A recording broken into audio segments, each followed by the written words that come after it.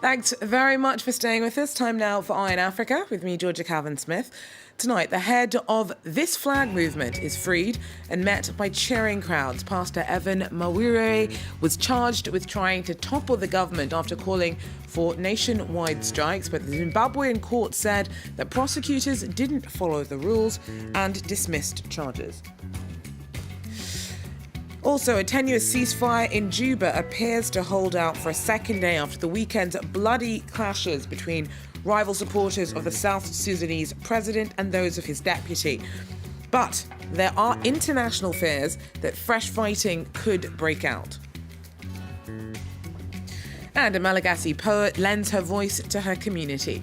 Since slam artist Kayla's protest song Madagascar became an internet sensation, she hasn't backed down from using her growing voice to shine a light on some of the difficulties faced by women across the country. Well, first, after a night in the cells, a Zimbabwean protest leader has been released. A court dismissed charges of trying to overthrow the government levelled against Pastor Evan Mawarire because prosecutors failed to follow procedure. Hundreds of his supporters gathered outside the court on Wednesday to hear the outcome. A show of support for Pastor Evan Mawarire outside the court in Harare. The protest leader was brought into the building through a back entrance. Zimbabwe's judges demonstrated their independence by releasing him a few hours later. They argued prosecutors did not properly present the case. Prosecutors had said Mawarire wanted to overthrow the government. Last month, Mawarire, who's 39, posted a video online venting his anger about Zimbabwe's dramatic economic situation, and it went viral. I am angered by the state of things, the economy, and also, the general poverty and day-to-day struggles of livelihood. There's poor service delivery. There is, the economy is not working. There are no jobs. In solidarity with our core pastor, a man of the cloth who is standing against a system that has impoverished the citizens of this nation. Mawarire had called for stay-at-home protests like last week, but on Wednesday most businesses were open. His supporters say the regime has already arrested the most vocal activists. A video of the pastor was recorded just before his arrest. Fellow citizens, Evan Mawarire here. You are watching this video because I've either been arrested or I've been abducted. No matter what has happened to me, you and I have done well. Robert Mugabe's government dismissed the protest movement with a strange expression, saying it was nothing more than a pastor's fart in the corridors of power. But his release could now bolster the morale of his supporters and pose problems for 92-year-old Robert Mugabe. Well, the tenuous ceasefire in Juba appears to have held out for a second day, but fears that fresh fighting could break out remain. The AU and UN have warned of their concerns, and Germany and Italy have joined the growing number of foreign governments evacuating nationals. And that's all been sparked by days of violence that kicked off last Friday between fighters loyal either to President Salva Kiir or his deputy, Riek Machar. Hundreds have been killed, and after 2 years of brutal civil war, a recent peace deal is in jeopardy. We're now joined by Alan Boswell, who tells us more about where things stand at the moment. Alan, so Salva Kiir granted amnesty to ex-rebels on Wednesday. Things are still calm, apparently, in Juba. Are these evacuations we're seeing being ordered by foreign governments an overreaction?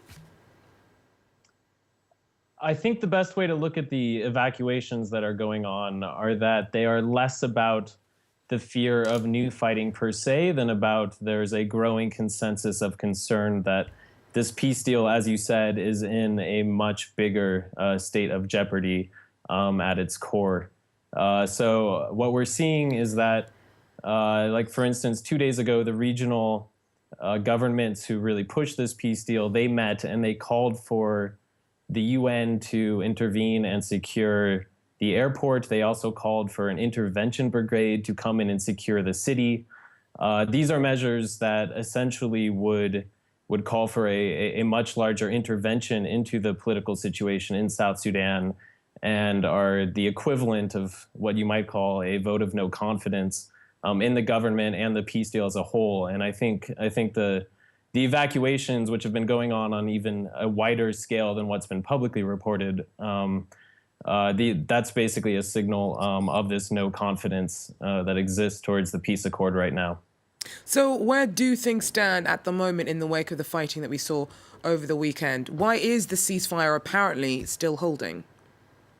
Yeah, the ceasefire is holding essentially because even as the UN has admitted that the SPLA government under the President Salva Kiir is in firm control of Juba, meaning that they essentially used helicopters and much heavier guns, including artillery, to drive back the opposition forces that arrived in the capital just in April under very strong international pressure to come, even though they were way outgunned and outnumbered.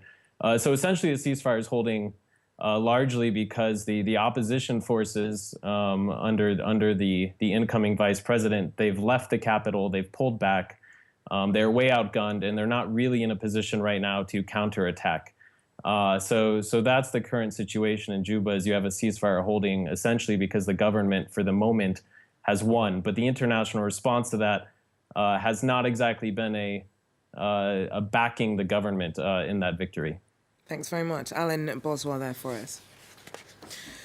Now, in Burundi, an ex-government minister and journalist was shot dead in Bujumbura on Wednesday. Hafsa Mossi was reportedly killed in a drive-by by two men in a car.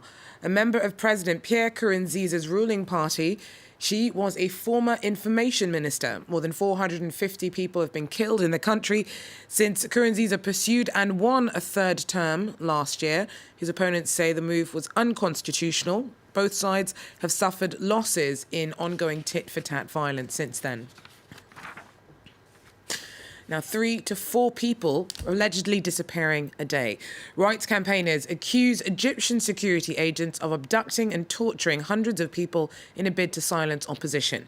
Amnesty International says the government of Egypt is making the strategy an instrument of state policy. Cairo has declined to comment on specific accusations, but has dismissed the claims, saying that Amnesty International is biased and that the allegations are politically motivated. It's a damning report pointing at Egyptian human rights abuses that have surged since 2013. Today, anyone who speaks out against Egypt's authorities is at risk. Tens of thousands of people have been arrested and detained on terrorism-related charges. Amnesty International documented 17 cases of people, including children, who disappeared from days to months on end, ever since the military overthrew President Mohamed Morsi 3 years ago.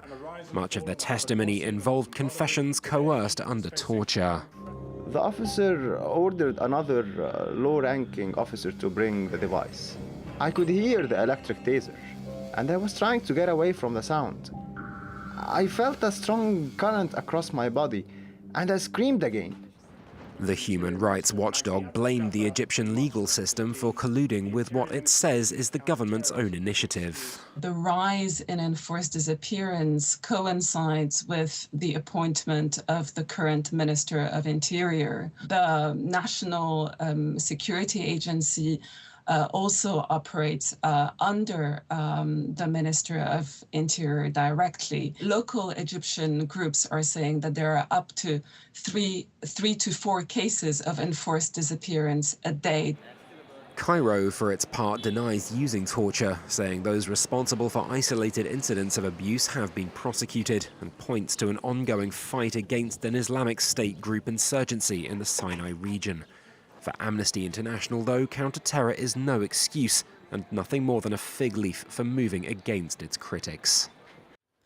Well, mirroring growing outrage in the United States over police treatment of black citizens there following a spate of high-profile shootings, in South Africa, members of the Black Solidarity Action marched on the US consulate in Cape Town on Wednesday.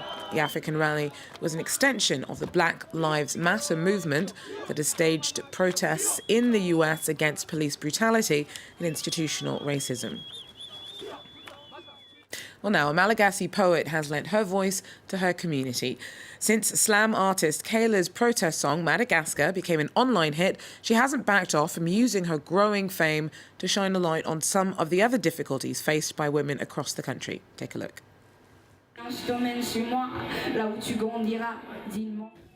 Revolt, rage and despair. There's nothing 22-year-old slam poet Kayla doesn't speak about. Whether it's the government, globalisation or domestic violence, this slam poet does not mince her words. I have a text that's about a woman who was being beaten up at home. The message I want to get across is that just because I'm a woman, and as they say in Madagascar, melemi fanaka, I'm not a soft object that you're going to trample or beat up.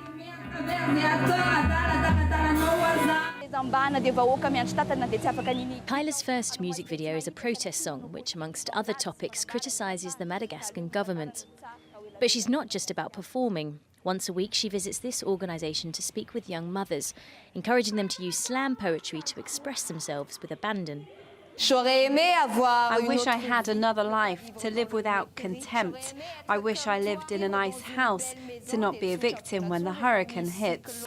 For these women, slam is a way to tackle any topic: religion, money, even sex. A funny thing about prostitution, for example, is to say, there you go, there's no such thing as a bad job. You feel the joy of living, or the strength to say, despite what happened to me, I'm still a strong woman. Slam poetry has brought these women together, helping them learn to express and accept themselves just as they are. And that's it for Eye on Africa for now. Thanks very much for joining us, and please do so again if you can. Take care.